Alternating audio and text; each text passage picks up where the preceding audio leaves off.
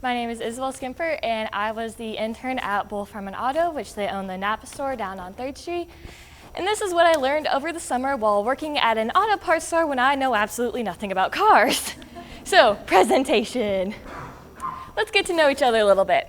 So we meet again. If any of you saw my presentation last year, I opened it with, I am awful at taking pictures of what I do, but my personality will make up for it.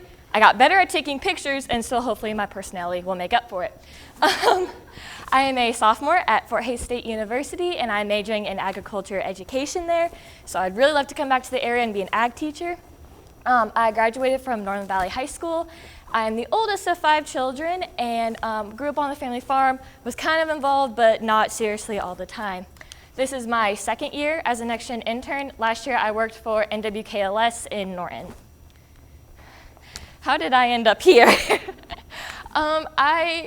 Being an ag teacher, you teach a lot of different things, and one thing I never got the experience of was a small engines class, or really anything parts-wise in high school, and as I really want to do that for my future students, so what better way to learn something that you don't know is to just go do it hands-on. Also, I think impeccable interviewing skills. One thing I pride myself on, I told Danielle that I was like, look, I know nothing really about what I'm gonna be doing here. She's like, okay, you'll learn as you go, you'll be fine. And I wanted to do something different for a change. I've worked on the farm a little bit, I've worked at a restaurant, I've worked in more of an office job, and this was just something new and different to get me to get out there and meet some new people. Did I actually learn anything? Surprisingly, yes. A lot of my customers come in and tell me, you know, I'll tell them, oh, like I'm trying to learn so many things, and they'll just look and say, well, with your 2 coworkers, I hope you're learning what not to do. And everyone loves that. I've learned you gotta fake it till you make it. Not knowing anything, Google became my best friend. When I first started, I knew, of course, there's different terms for the diesel engines versus gas engines when it comes to trucks. Power Stroke is Ford, Cummins is a Dodge, and Duramax is a Chevy. And I had to Google that, I don't know how many times, because people just come in, they're like, oh, I got an '07 da-da-da-da-da, and I'm like, okay. Let me just like hide behind my computer real quick and type this in and act like I know what I'm doing. And I also picked up some odd habits. Working with a bunch of blue-collar men about 24/7, you really start picking up on some things. Someone comes in and asks what you're doing, how's it going? You have to respond, oh, I'm just slaving away. Gets them every time. Someone tells you, if you ask them how you're doing and they say, oh, I'm slaving away, your automatic response would be, don't lie to me. Don't tell, no. One thing too, I don't know how I picked this up, but when you hang up the phone, you always double click the end button twice. I don't know how I picked that up, but I saw the other guys doing it, and now I'll do it on my phone. I don't know, it's weird to me. Those are just some odd habits that you do working with a bunch of people. My daily duties, cleaning, lots and lots and lots of cleaning. Like I said, blue-collar men, there is dust everywhere, there is mud everywhere. The top GIF over there, that's how I feel every day, because as soon as I sweep the floor or mop or dust, I go back to that exact area and it's just covered in mud. And I'm like, okay, that was useless, but I still continue. And then the bottom one is how I felt mopping once I learned I could bring earbuds to work and listen to music when the store is dead, and it made cleaning a lot more fun for me. Some projects that I did, we are going to get a Milwaukee display up and going. That hasn't exactly happened yet because we're still missing some pieces of the shelves, but I got to spray paint some of those shelves, so we got a before and an after there, and according to Bob Ross, every day is a good day if you're painting, and I agree with that statement. Of course, one thing I learned this year is that some parts on cars and trucks have cores. Now this is like your alternators, I'm breaking things. Sorry. Your starters, different brake calipers will have cores on them, and you can send that back to the manufacturer and they will rebuild it based on that specific part. Batteries have this as well, but that's a whole separate process. So my job was when someone brings that part in, you put a little sticker, you write the store number on it, and you set it off to the side, and then you just accumulate this large pile of boxes of really heavy car parts. And so then once we get enough to send back to the manufacturer, we have a big old checklist that has the number, the part number of everything, and you have to pick that up off the ground and put it into some of those big buckets. and they get really heavy really quickly. So that was my weightlifting for the summer. Cleaning shelves. This was probably one of the least fun jobs that I've had all summer. So I tried to deep clean some of the shelves because during the summer, it gets hot and grease expands when it gets hot. So it got all over the shelves. And I don't know when those shelves got cleaned last, but they were disgusting.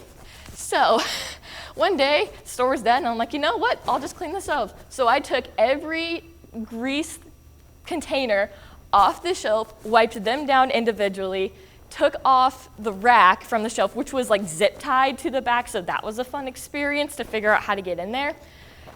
Cleaned off the shelf and off the grease, and then put it back. So now it looks a lot nicer, and there's not grease everywhere on that shelf. Customers and connections. This is probably my favorite part. Being a young woman working with men all the time, sometimes they don't think you can do anything, and I really love proving them wrong. But sometimes my customers would act like this, and they'd just look at me and tell me, oh, you don't know what you're doing, you don't know what you're talking about. And they're right sometimes, but I just kind of learned to work past that. It was really discouraging my first month working there, where I was like, no one's trusting me to do anything, no one thinks I can do what I'm doing. But the more I went on, the more they're like, oh, wait, you actually can look up an oil filter. I'm like, yes, that is the easiest job here. So I've had some good and some bad. I have had a lot of great customers who would come in and they'd bring a part down, and I'd look at it and be like, okay, what is that? And then they tell me, and I'm like, I have no idea what to do with that. And they're like, oh, it's okay, I'll sit here, I'll tell you what it is, I'll tell you what I need it for. I'm gonna make you learn how to do this. And those are probably some of my best customers ever. You never know who's gonna walk through that door. We've had a lot of people from visiting areas where they're just traveling through, car breaks down, and they're like, I need a part. And you hear a lot of really interesting stories and meet a lot of really interesting people. We live in a small town and an even smaller world. There were people who came in, and I'm like, okay, I kind of recognize you from the era. Turns out I've known their kids for 10 years and had no idea who they were. And it's just great to see how everyone's connected. Also, with my dad growing up here, my grandparents growing up here, once you say, oh, I'm so-and-so's daughter, they'll go, oh, I see it now. And apparently I look exactly like my dad. So I get that just about every week. Oh, okay, I know who you are. I knew your grandpa way back when. So that's always a fun time. Favorite customer quotes. We have a customer, his name is Ronald Kester, and he used to own Bronze Restoration down in Glade. And this is one of the cars that he restored, and normally see him driving around in a little 1950 Chevy, but he decided to switch it up that day and bring out the 1934 Chevrolet Coupe. And he let us go look at it, and holy cow, is that car beautiful. Just the interior alone, which I don't have a good picture of sadly, was $18,000. And as a broke college student who's like, what? That cost you how much? And he's like, yeah, it was fun though. So he let us come out and look at it. Every day he walks in, we have a big old book, and it's all the parts for body hardware, and it just lists everything. And he comes in, the first thing he says, how's it going? I need to see your Bible. So he calls that big old book the Bible, and I know exactly what he's talking about now. One conversation that happened, of course, working with blue-collar men, you're gonna have beer and alcohol mentioned a lot. I've become desensitized to it at this point. Someone was telling a story, and one of my coworkers go, can you drink beer doing that? Well, and their response was, well, you can do anything on your last day. And I was like, not a great job proposal right there, buddy. One guy came in and said, are you the mechanic on hand? And my coworker just looked at him and said, no, I'm just dumb. We don't do cars here. And I was like, no. Okay. We had an incident where one of our customers had a combine caught on fire, and he's a lot older of a man, takes him a little bit longer to catch on to some things. And one of the guys just came up to him and was like, so I heard you tried burning down your combine the other day. And his response, he just sat there, yeah, I tried. I didn't get the job done though. So he only burned up part of the combine, and they had to replace a couple parts, but they were in there for the next week or so trying to get everything to figure it out. And so that is all from me. Okay, bye.